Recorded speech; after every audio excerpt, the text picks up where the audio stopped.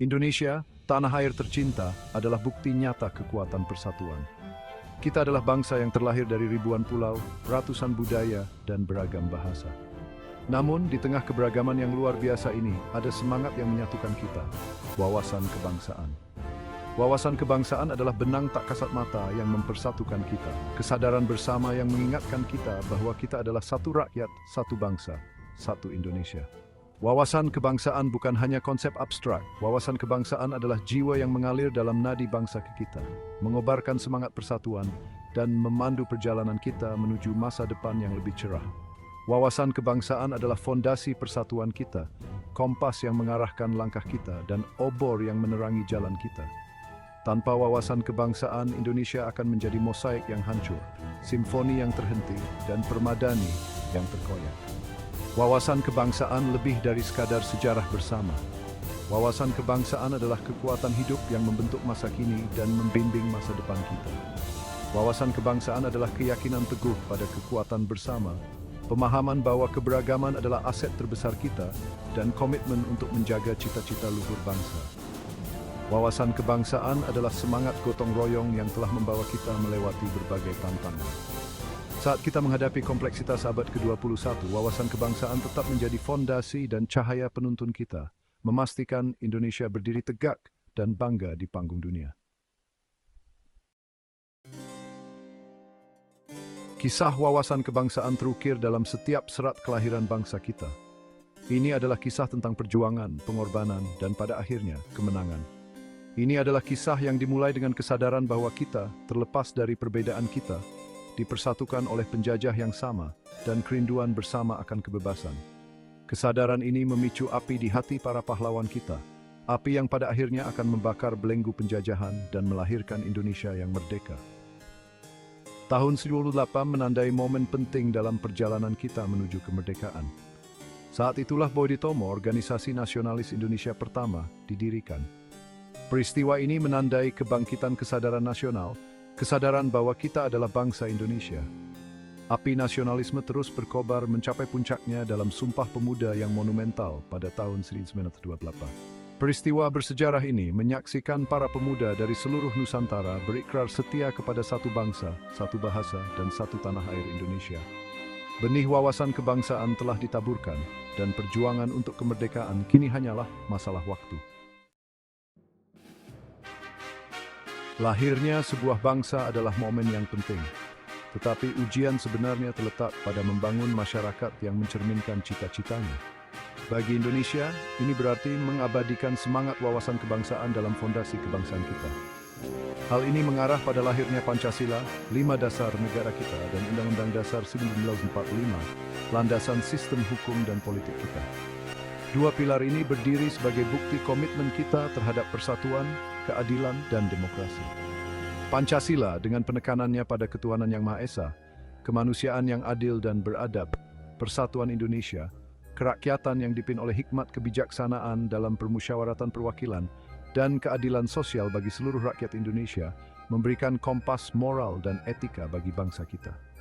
Pancasila mengingatkan kita bahwa kita adalah bangsa yang dibangun di atas rasa hormat, toleransi, dan kasih sayang. Undang-Undang Dasar 1945, di sisi lain, memberikan kerangka hukum bagi bangsa kita, menjamin hak-hak kita sebagai warga negara, dan menguraikan tanggung jawab pemerintah.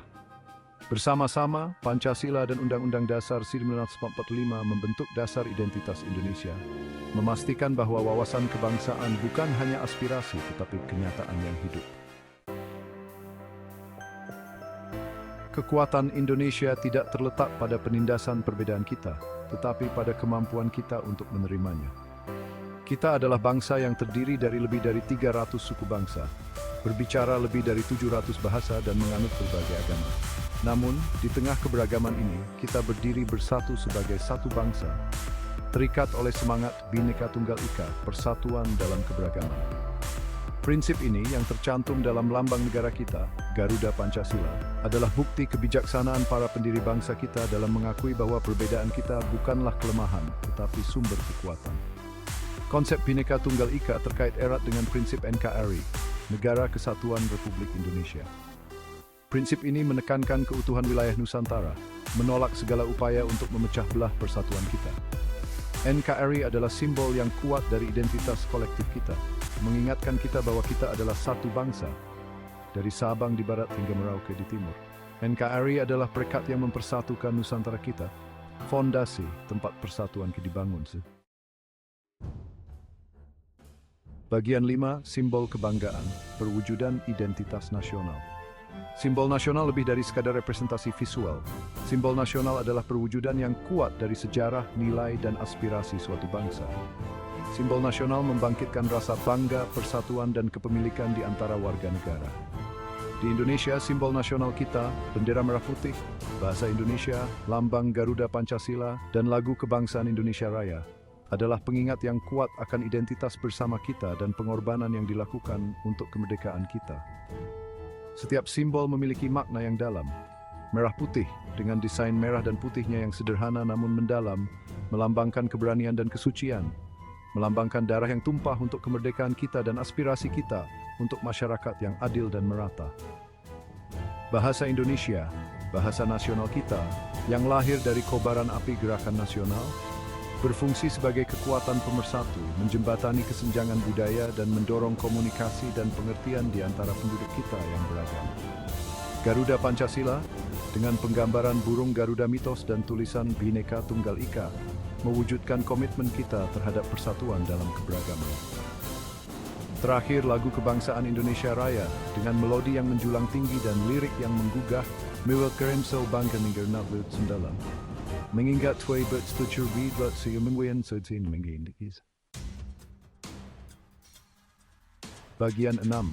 Harga ketidakharmonisan, gerakan separatis. Perjalanan bangsa manapun penuh dengan tantangan, dan Indonesia tidak terkecuali. Sepanjang sejarah kita telah menghadapi berbagai ancaman terhadap persatuan dan kedaulatan kita, dengan gerakan separatis menjadi salah satu yang paling gigih. Didorong oleh berbagai faktor termasuk keluhan historis, nasionalisme etnis, dan kesenjangan ekonomi, gerakan-gerakan ini berusaha untuk memisahkan diri dari negara Indonesia, menimbulkan tantangan langsung terhadap wawasan kebangsaan kita. Gerakan semacam itu merupakan kesalahan membaca sejarah yang tragis dan pengkhianatan terhadap pengorbanan yang dilakukan oleh para pendiri bangsa kita. Mereka merusak prinsip-prinsip persatuan dan solidaritas yang tertuang dalam Pancasila dan Undang-Undang Dasar 1945. Biaya manusia dari gerakan-gerakan ini tidak terukur, seringkali mengarah pada kekerasan, pengungsian, dan gangguan hukum dan ketertiban. Gerakan-gerakan ini tidak hanya mengancam integritas wilayah kita, tetapi juga merusak pembangunan nasional kita, mengalihkan sumber daya dari sektor-sektor penting seperti pendidikan, kesehatan, dan infrastruktur.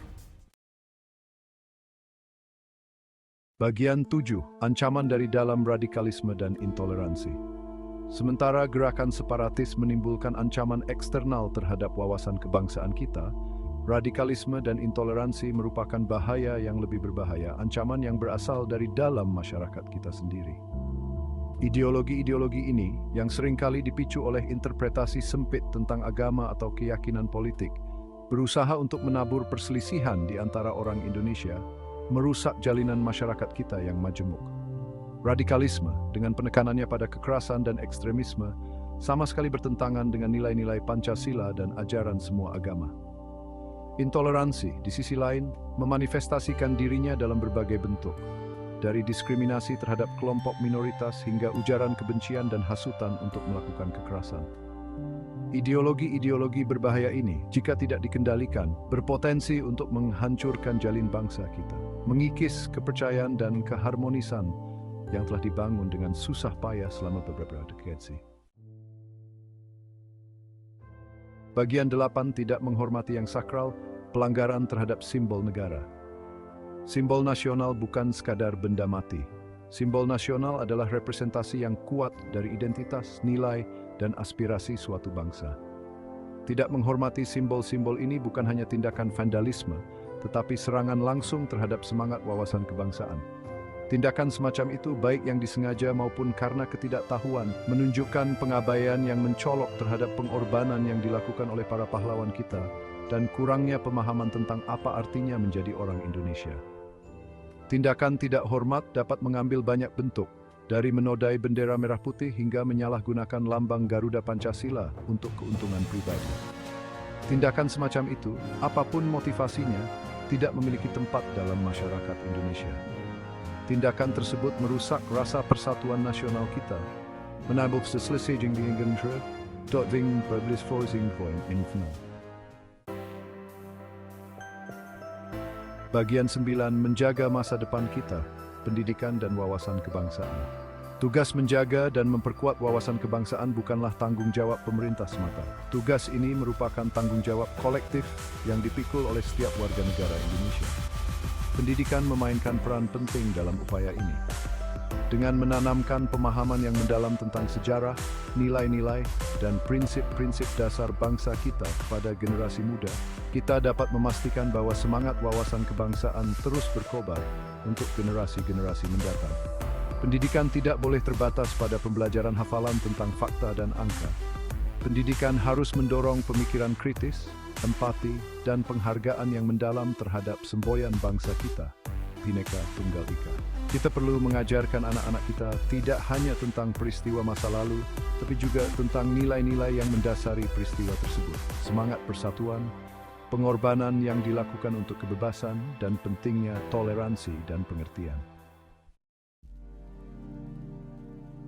Bagian 10, wawasan kebangsaan di dunia yang terglobalisasi, menavigasi tantangan modern. Di dunia yang saling terhubung saat ini, Indonesia menghadapi berbagai tantangan kompleks. Globalisasi, kemajuan teknologi, dan munculnya isu-isu transnasional seperti perubahan iklim dan terorisme. Tantangan-tantangan ini berpotensi untuk mempersatukan dan memecah belah kita. Dan melalui lensa wawasan kebangsaanlah kita harus menavigasi kompleksitas ini. Globalisasi, meskipun menawarkan peluang luar biasa untuk pertumbuhan ekonomi dan pertukaran budaya, juga menghadirkan risiko homogenisasi budaya yang berpotensi mengikis identitas unik Indonesia kita.